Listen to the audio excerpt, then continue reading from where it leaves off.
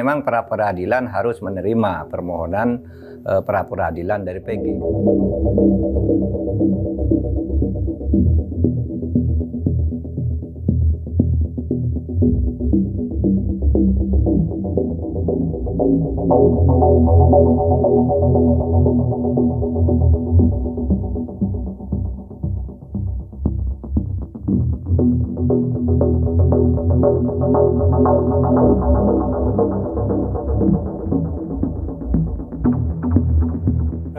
Kasus Vina, sekarang perkembangannya baru ketika pra peradilan Peggy diterima. Apa pandangan Pak Mahfud dengan perkembangan terbaru itu?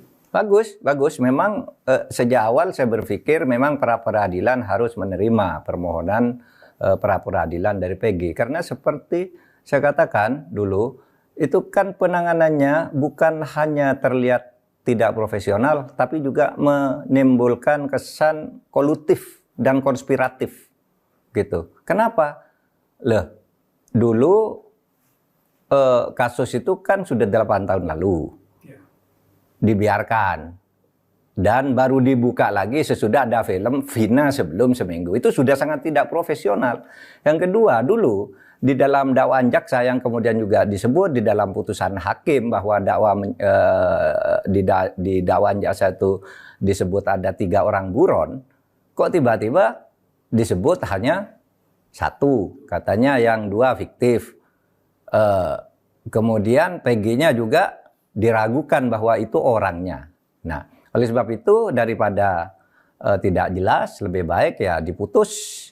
Tidak jelas kesalahannya, tidak jelas subjeknya maupun objeknya udah jelas yaitu pembunuhan Vina. Tetapi subjek pelakunya kan tidak jelas kalau itu Peggy. Nah, di dalam prinsip hukum pidana itu ada adagium. Lebih baik membebaskan 1000 orang yang bersalah daripada Anda menghukum 1 orang saja yang tidak bersalah.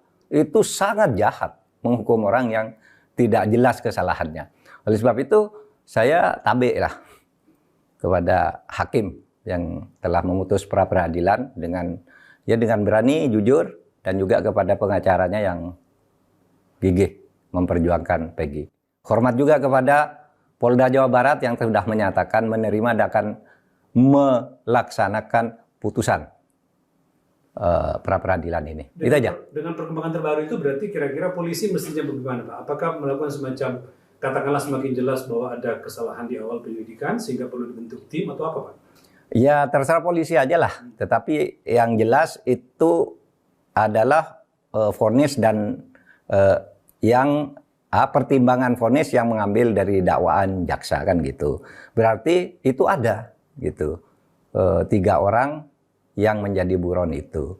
Nah selama ini kan kesannya yang menjadi buron itu disembunyikan sehingga lalu dibiarkan 8 tahun nggak usah dibuka gitu. Lalu ketika terungkap oleh sebuah film gitu lalu dicari kan gitu kesannya, dan itu sebabnya lalu dibatalkan oleh pra peradilan di Bandung. Bagus.